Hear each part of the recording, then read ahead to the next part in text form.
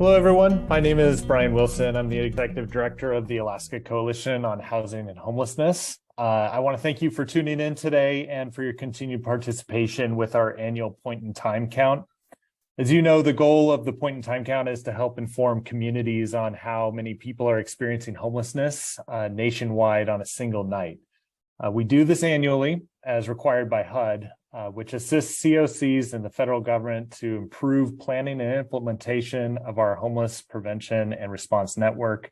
In addition, HUD uses point in time count data in part in funding formulas for future housing funding opportunities. As a reminder, as you've seen over the last year in our emails, the point in time count will be taking place the night of Monday, January 30th, 2023. That means we are collecting information on where unsheltered and sheltered populations spent the night on Monday, January 30th. We know that several communities use Project Homeless Connect events to help supplement their count. So those events should take place on Tuesday, January 31st. So you could ask clients, where did you spend the night last night? We know that outreach in Alaska is challenging. We have a very large geographic space.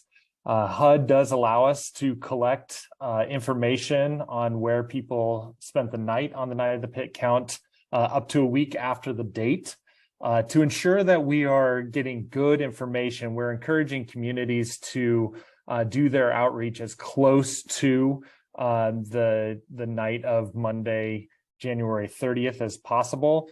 Although it's not uncommon for outreach teams to collect information, 48 to 72 hours later, just because it takes that long to find everybody. But just remember that if you are collecting information after Tuesday, January 31st, instead of asking the question, where did you sleep last night? Make sure to ask, where did you sleep the night of January 30th? One of the main focuses for the two COCs in Alaska is to conduct as accurate a count as possible. This means establishing a methodology that prevents duplicative data.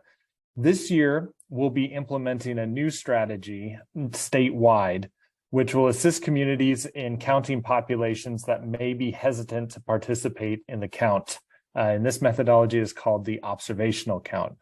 Anchorage has used this methodology in years past. And so today we have Mac Lyons, who's the coordinated entry manager for the Anchorage Coalition and Homelessness, to explain in further detail how to conduct an observational count while also limiting the chances of duplicative data. Thank you, Brian.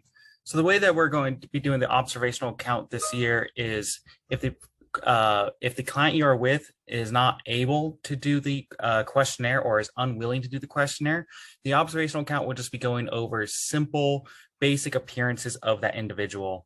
It will show, for example, sex, if you could determine it, age range, maybe where they are staying, like zip code and anything like that. This is to help so we do not get duplications like with that might throw off our count numbers. Another way that to get people to do the questionnaire or to at least maybe engage with you is to have actual goodie bags to bring out to your participants.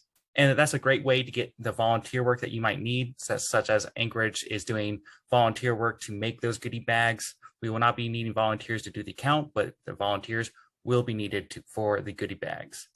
But this is, I've done it for multiple years now. The observational count is a nice, safe way to get as the most accurate count possible. Celia, do you have anything to add?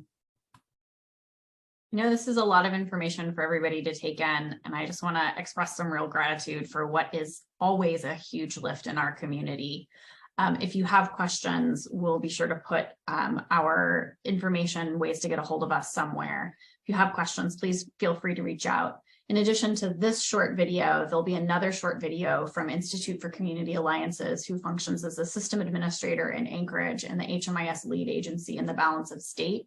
And that webinar or video will provide you with additional information about the technical functions of the survey count and observational count.